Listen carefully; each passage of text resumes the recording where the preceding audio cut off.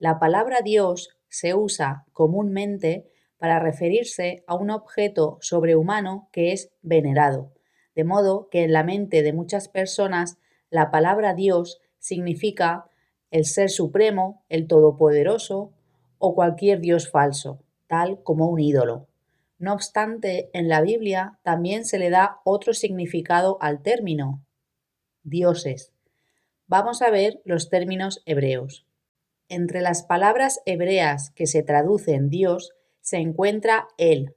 Como vemos, el mismo término que se traduce por Dios en Génesis 14:18 se traduce como poder en Génesis 31:29, con la expresión el poder de mi mano.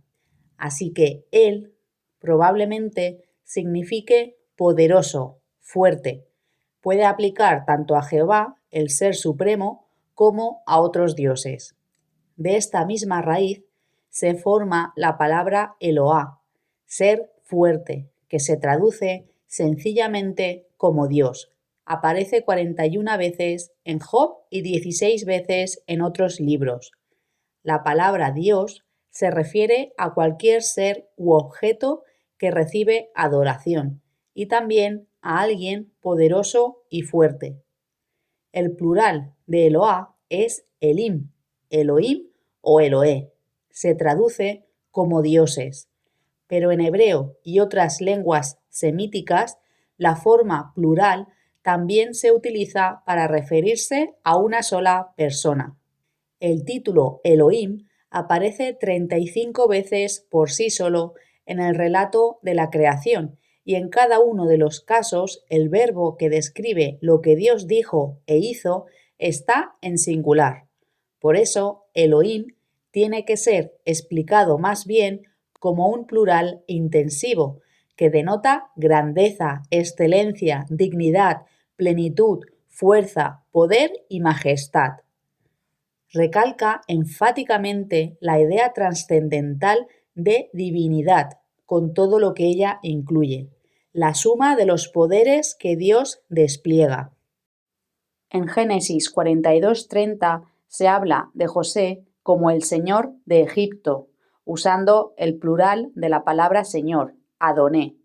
Aunque es un plural, se traduce en singular, ya que el contexto nos aclara que José es una sola persona. Tenemos otros ejemplos en los que este plural hace referencia a un solo dios o diosa, como cuando los filisteos aludieron a Dagón, su dios, cuando Elías habló con los profetas de Baal. Los traductores han decidido traducir este plural como singular porque se construye casi invariablemente con un verbo acompañante en singular. Su empleo corriente con verbos y cualificaciones en singular debería bastar para que no se reconociese en ello un vestigio de politeísmo. No hay base alguna para pensar que Elohim, el vocablo hebreo plural, cuando se aplica al Dios de Israel, es más de una sola persona. El hebreo histórico es indudable y uniformemente monoteísta.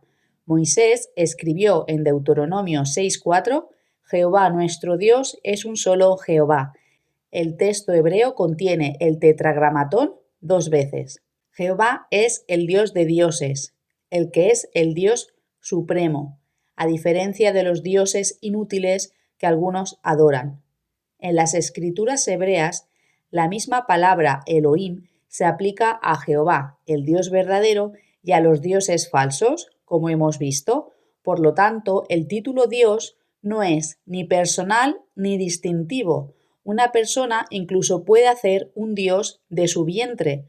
Hasta a Satanás se le llama el Dios de este sistema. El apóstol Pablo señaló que había muchos supuestos dioses y muchos señores. El término Elohim se usa también con referencia a los ángeles. En el Salmo 8:5, Elohim se traduce ángeles, también los que tienen parecido a Dios o dioses en algunas versiones. Pablo cita ese mismo pasaje y usa la palabra ángeles.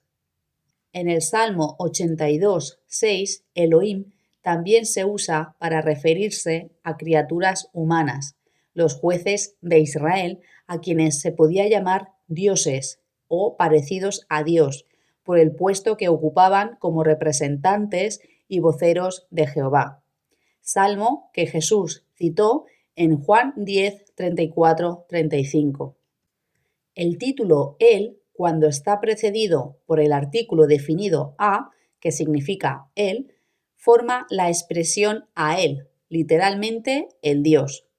Esta expresión aparece 32 veces en singular y siempre se refiere al Dios verdadero, Jehová. Hay un buen número de casos en la Biblia en los que Elohim aparece antecedido del artículo definido a y forma la expresión a Elohim. En 368 lugares se refiere al Dios verdadero Jehová y en 8 lugares se refiere a otros dioses. El título Adón, Señor, Amo, cuando está precedido por el artículo definido a, él, forma la expresión a Adón, el Señor verdadero. Limita la aplicación de este título exclusivamente a Jehová Dios. Adonai y Adonim son una forma plural de Adón, Señor, Amo. Adonim puede aplicarse a hombres simplemente como pluralidad, señores o amos, pero el término Adonai, sin sufijo, siempre se utiliza en las escrituras con referencia a Dios, indicando el plural de excelencia o majestad. Lo mismo sucede con Eschat Dai, que se escribe en plural para indicar excelencia.